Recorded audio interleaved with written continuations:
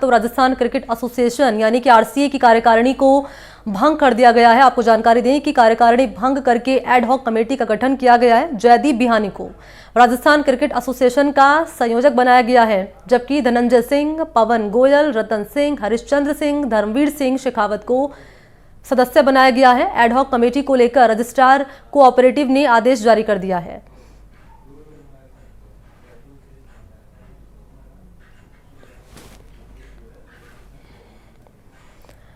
और इसी खबर पर मेरे साथ ज्यादा जानकारी लिए सहयोगी जयपुर से मौजूद हैं सोमू आनंद। इसके अलावा श्री गंगानगर में मौजूदगी है सहयोगी कुलदीप गोयल की, जिनके साथ मौजूद हैं आरसीए के संयोजक जयदीप बिहानी। पहले लिए चलते हैं कुलदीप गोयल के पास और उन्हीं का रुख कर लेते हैं।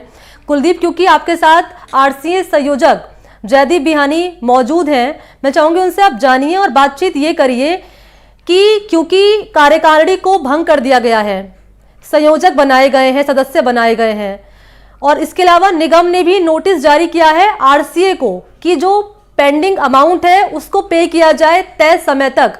तो इसको लेकर क्या कहना है जयदीप बिहानी का, जरा बातचीत करिए। लाइव हो जी बिल्कुल। सर, सबसे पहले तो आपको शुभकामनाएं, आपको संयोजक बनाया गया आरसीए का। जय श्री राम, बहुत बहुत धन्यवाद आपका। आपको संयोजक बनाया गया है एडहॉक कमेटी का, और क्या भूमिका रहने वाली आगे?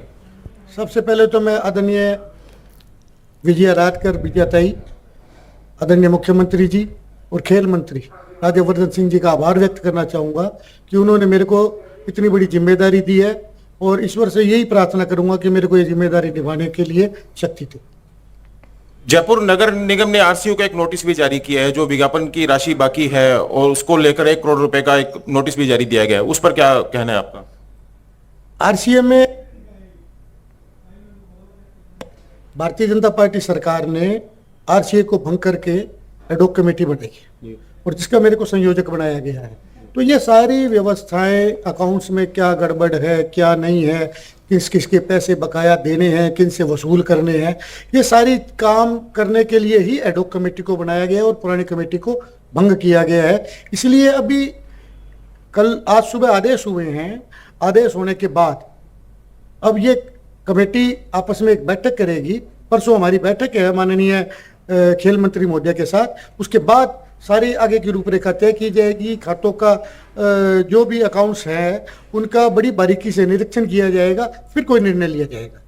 अभी सुनने में आ रहा है कि 8 अप्रैल को चुनाव जो होने हैं वो प्रस्तावित हैं, क्योंकि आचार-संहिता लगी हुई है, तो किस तरह देखते हैं इसको? ये सरकार का निर्णय है।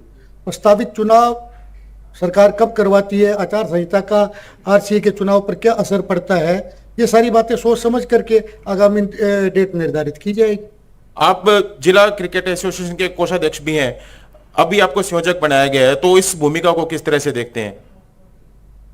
पहली बात, गंगानगर क्रिकेट के लिए गौरव की बात है कि गंगानगर से किसी व्यक्ति को इस योग्य समझा गया कि आरसीए जैसी बड़ी संस्था का संयोजक गंगानगर से बनाया गया है। राज्य सरकार ने मेरे में कोई ना कोई गुण देखे होंगे, इसीलिए ये निर्णय लिया गया है, और मैं राज्य सरकार के हर निर्णय का समर्थन करूंगा। और जो भूमिका है वो क्रिकेट को राजस्थान के लेवल तक सुधार करने की है।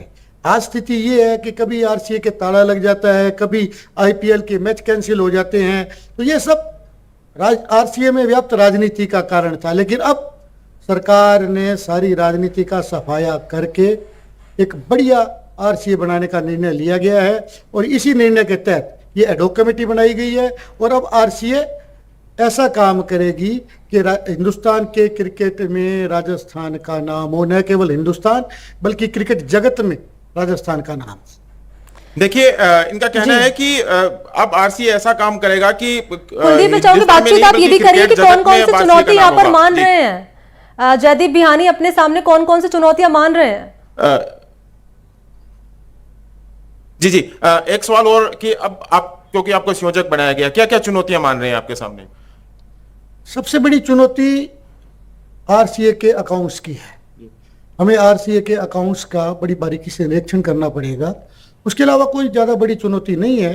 आरसीए एक साफ सुथरी संस्था बन जाएगी, इसके लिए कोई ज्यादा चुनौतियों का सामना कुलदीप, नहीं एक करना। सवाल मेरा ये भी लीजिएगा, बाकी तो क्योंकि जो जब एडिट आरसीए के कमेटी बनी अध्यक्ष है, रहे वैभव ये गहलोत, कमेटी उनकी ओर सामूहिक से रूप से इस्तीफा बैठ हालांकि दे करके दिया गया, लेकिन राजस्थान तब क्रिकेट के हित में आरसीए एक पर, decision कार्यकारिणी पर कई बार सवाल उठते हुए नजर आए। हालांकि जिक्र भी कर रहे थे जयदीप बिहानी खुद कि व्याप्त राजनीति का शिकार हुई है कहीं ना कहीं आरसीए, तो इसको किस रूप में दूर करने का काम किया जाएगा? कोई रूपरेखा अब तक तैयार की गई है क्या? क्योंकि आपने भी खुद ही बोला कि आरसीए के अंदर राजनीति है, जो अव्यवस्थाएं हैं वो भारी मात्रा में व्याप्त थी। अब आपको संयोजक बनाया गया है, किस रूप में इसको रूपरेखा बनाई जाएगी और किस तरह से इसको दूर किया जाएगा? आरसीए के संगठन को एक नए संगठन के रूप में उभारा जाएगा और बढ़िया तरीके से जो भी राजनीति करने वाली कुछ फर्जी संस्थाएं बना करके आरसीए क्रिकेट को दखलंदाजी का शिकार बनाया जा रहा है, जिसके कारण आरसीए की काफी बदनामी रही है, उन सब के ऊपर एक कठोर निर्णय लिया जाएगा और उस कठोर निर्णय के बाद ही आरसीए का पुनर्गठन किया जाएगा, ताकि भविष्य हमेशा आरसीए का सुरक्षित रहे। बिल्कुल, आरसीए का जो भविष्य है उसको सुरक्षित रखने के लिए कठोर निर्णय लिए जाएंगे और सुचारू रूप से चलाने के लिए ठीक है, रहिए मेरे साथ। कुलदीप, लौटूंगे आपके पास क्योंकि सोमू आनंद भी जयपुर से बने हुए हैं। सोमू, आपके पास क्या डिटेल मिल रही है? कोई वक्त मुकर्रर किया गया है क्या, और कोई जानकारी आपके पास इसके अलावा जो नोटिस दिया गया निगम की ओर से? बिल्कुल, देखिए आरसीए में बहुत लंबे वक्त से खींचतान जो चल रही थी वो अभी भी जारी है, क्योंकि एडहॉक कमेटी गठन करने का निर्णय जो है वो अब लिया गया है। तो पहले भी हमने देखा कि इस बात की चर्चा थी कि आरसीए को जो है एक पूरी फुल टाइम कार्यकारिणी मिल जाएगी, चुनाव हो जाएंगे उसके बाद, और धनंजय सिंह खेवसर जिनको कि पिछले दिनों कार्यकारी एक्टिंग प्रेसिडेंट के रूप में इलेक्ट किया गया और उन पर भी बात हो रही थी। तो अब लगातार उसके कार्यकारिणी को भंग करने के बाद अब एक नई एडहॉक कमेटी बनाना, ये इस बात के प्रमाण है कि खींचतान जो है आरसीए में अभी भी जारी है। तो ये चुनौती रहेगी आरसीए के सामने कि अभी जब मैचेस खत्म हो जाते हैं आईपीएल के, उसके बाद जो आगे टूर्नामेंट्स होने हैं और आरसीए की जो अपनी योजना है उसको किस तरह से इम्प्लीमेंट किया जाता है। साथ ही साथ खेल परिषद ने भी बहुत बड़ी देनदारी की बात कही थी, अपनी बकाया राशि की मांग की थी, उसे किस तरह से आरसीए वापस लौटाता है। और उसके साथ साथ अभी निगम ने जो विज्ञापन शुल्क को लेकर के बकाया राशि जमा कराने की बात कही है। अच्छा सोमू, क्योंकि अभी आप जिक्र कर रहे हैं आपसी खींचतान का शिकार आरसीए रही है, इस खींचतान को दूर करने के लिए कोई प्लान तैयार किया गया है? क्योंकि इससे कहीं ना कहीं जो युवा हैं, जो खेल में इंटरेस्ट रखते हैं, वो कहीं ना कहीं प्रभावित हो रहे हैं इस खींचतान के चलते। इसको लेकर कोई रूपरेखा तैयार की गई है? और आरसीए को अपना नया अध्यक्ष कब मिलेगा? सूत्र आपके क्या जानकारी दे रहे हैं? देखिए अभी जो चुनाव होने थे उस पर फिलहाल संकट सा लगता हुआ नजर आ रहा है, तो आरसीए को फुल टाइम अध्यक्ष अब बहुत संभव है कि लोकसभा चुनाव के बाद मिल पाए।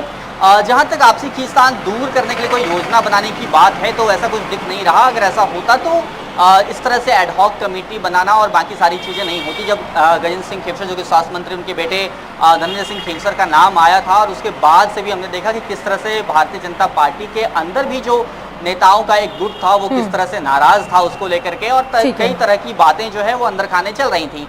तो जाहिर तौर पे ये पूरा मामला जो है अभी राजनीतिक रूप भी लेता हुआ दिखाई दे रहा है पार्टी के अंदर भी। ठीक है, बहुत शुक्रिया आपको सोमू आनंद तमाम डिटेल्स इस खबर पर देने के लिए। तो कुल मिलाकर ये है बड़ा सवाल जो हो चला है कि आखिर अगला अध्यक्ष कब मिलेगा आरसीए को। तो सोमू आनंद बता रहे थे कि लोकसभा चुनाव तक इंतजार करना होगा, उसके बाद ही आरसीए को नया अध्यक्ष अपना मिल पाएगा।